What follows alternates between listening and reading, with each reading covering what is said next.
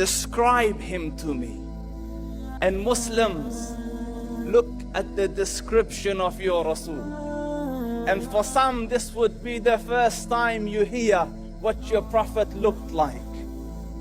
I saw a man of striking appearance. ظاهر الوضاء أبلج الوجه, radiant face, حسن الخلق, beautifully created. لم تعبه الثجلة, his belly wasn't protruding. وَلَمْ تُزْرِ بِهِ السَّعْلَةِ, nor was his head disproportionate and small. وَسِيمٌ قَسِيم, proportionate and delicate, finely made, a specimen of a creation. فِي عَيْنَيْهِ دَعْجٌ, in his eyes there was a contrast. The dark was immensely dark, the white was excessively white. وَفِي أَشْفَارِهِ وَطْفٌ, and his eyelashes were long. وَفِي صَوْتِهِ صَهْلٌ, and in his voice was a natural echo. وَفِي عُنُقِهِ سَطْعٌ, and his neck was elegantly long.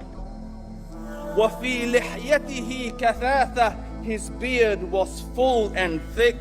أَزَجٌ أَقْرَنٌ, his eyebrows were arched, but they were not joined. It was separated.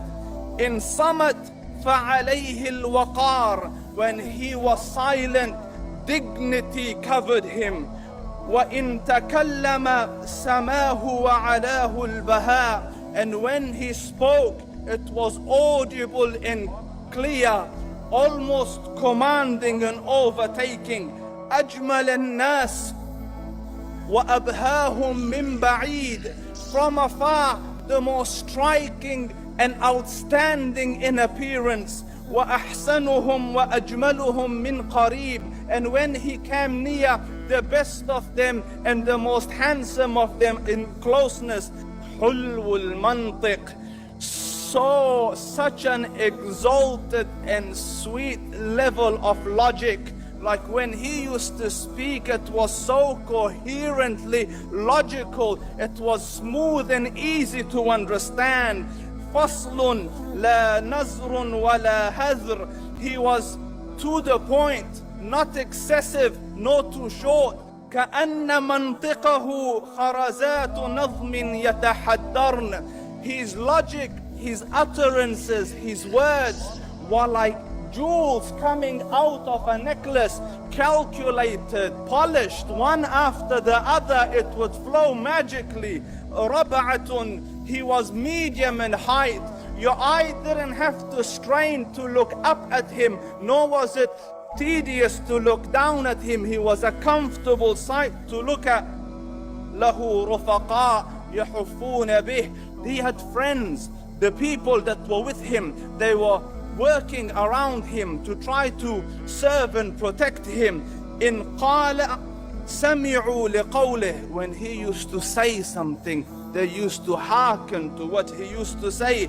وَإِنْ أَمَرَ تَبَادَرُوا إِلَىٰ أَمْرِهِ, when he commanded, they used to compete to fulfill the command. This is Muhammad Rasulullah. This is Muhammad Rasulullah. Anas ibn Malik says, he says, I came out one night, I came out one night, it was the full moon night.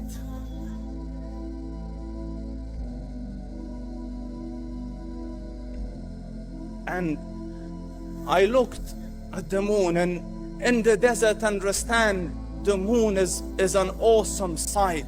It is smooth, it is radiant, it is clear, it is gentle compared to the scorching sun at which they are used to.